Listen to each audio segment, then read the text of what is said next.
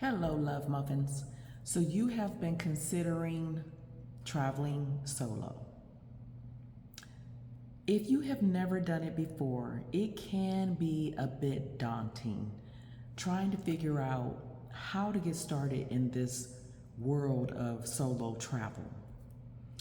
Well, I've been solo traveling for a while. Not only solo traveling, just doing life solo. Meaning, I can do things by myself, such as go to the movies by myself, go to the mall by myself, go for a walk by myself, go to the beach by myself, the concert, so many different things.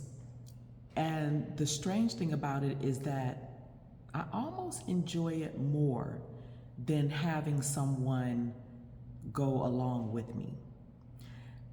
And I know that might sound strange, but I've had those times of the girls' trips, right? Where there's 10, 15, 20 women.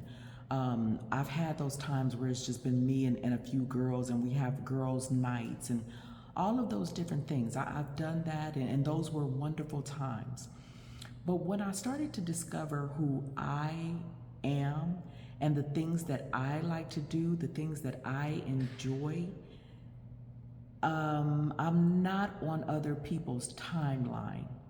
And that tends to slow down my process and things that I want to do. So if I'm trying to wait on someone else, say for instance, I want to go on a trip to Bali, and I have a friend who wants to go, but she works a regular job, and she might not have the time to go, right? So what am I supposed to do? Wait until she can get the time? Or even if you have a significant other, what if you want to go to the movies, but maybe that person is at work, or maybe they're, doing something else in their life? Are you just going to wait until that person can make time to go with you to the movies? No. So for me, it was that. And the funny thing for me, I've kind of always been that way. It's never been a problem for me to do things alone. Like, it was never even a second thought like, oh, like I'm afraid to go somewhere by myself. I've never been that way. But I can understand how people would feel going somewhere alone and just feeling like they have no one to talk to, they have no one to like share that special event with, right? For instance, I just recently went to Babyface concert, and it was just such a spur of the moment. I found out that he was going to be in my city, and I was like, oh, okay, let me go, right? I didn't even think like, let me call somebody and see if they can go with me. I just bought my ticket and I went. And I do that a lot. It's very rare that I will seek to find someone who could partner with me, go with me, or it just doesn't.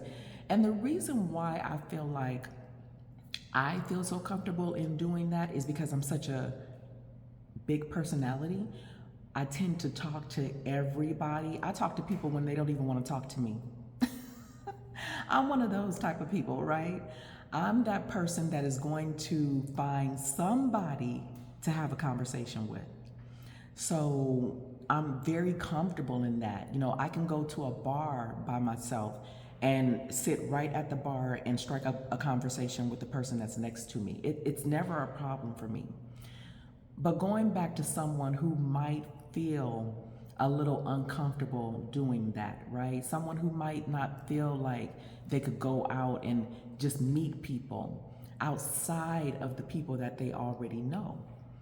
And my suggestion to curve that is a few things. And before I get into it, make sure you are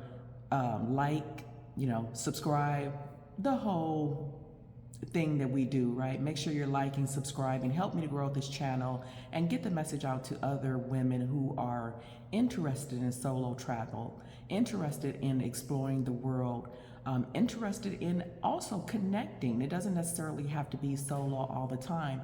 If you don't have someone but you do like to travel with other people, we're attempting to build a community here of women who can connect on that level, that are like-minded women who enjoy solo travel, but eventually connecting with other women on the other side, right?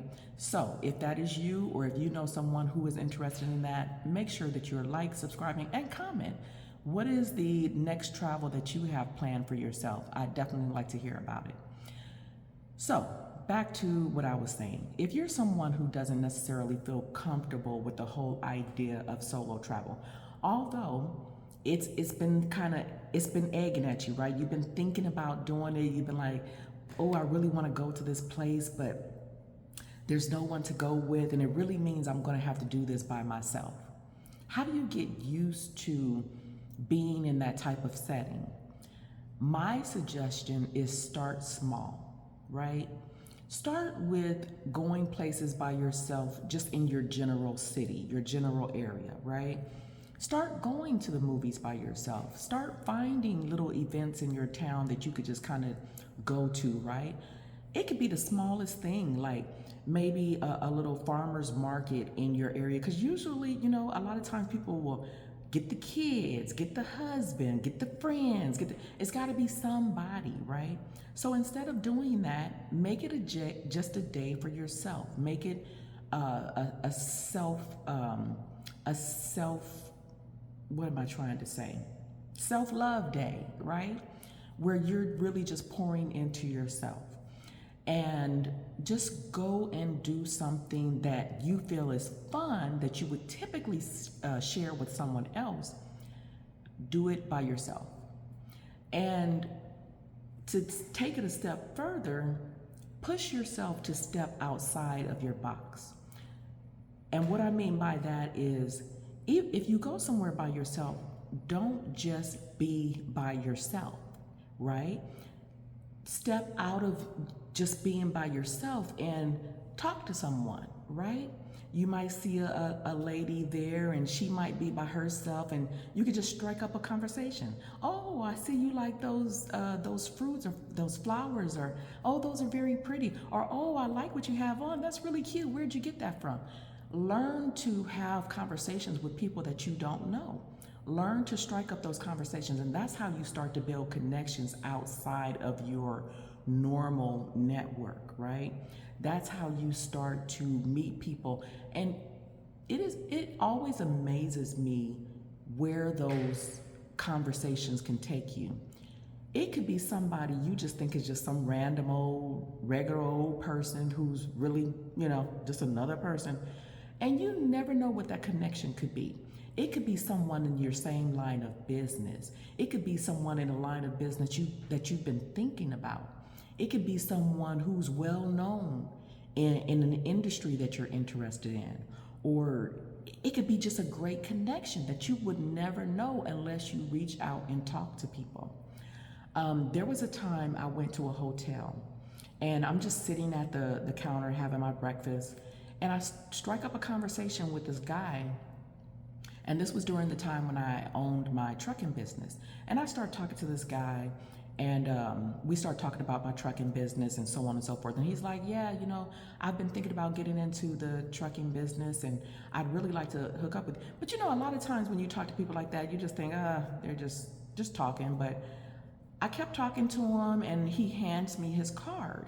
And I look at the card. He was actually the owner of the hotel.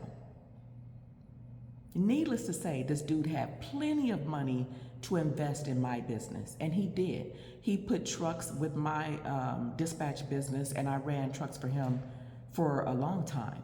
So had I not struck up a conversation with that person and, you know, dug more into that conversation, I would have never known who he was, right? So never take for granted the person that you're speaking to. Never think that maybe because they're dressed down, they don't look fancy. Never think that they're not someone who may be able to pour into you in some sort of way, or vice versa.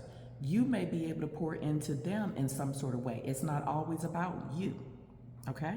So just step outside of your box and go somewhere in your neighborhood or in your city. Start there, start small, and then take it a little step further, right?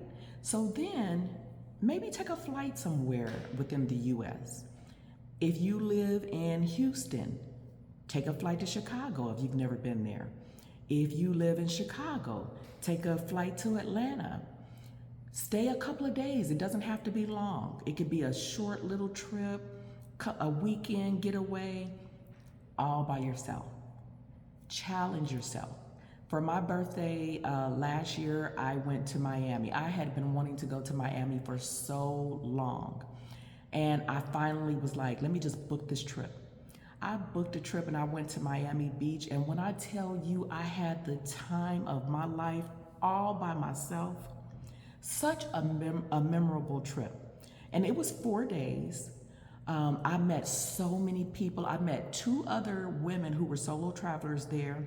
We ended up having dinner together. We just had a fabulous time. We were out on the beach when we met, and we were like, let's go to dinner. And we ended up going to dinner together. We had such a good time. And then I met this other young man when I went to get some ice cream. It was just on the across the street from my hotel. And I don't even know really how we started talking, but he ended up to be just like the funniest guy.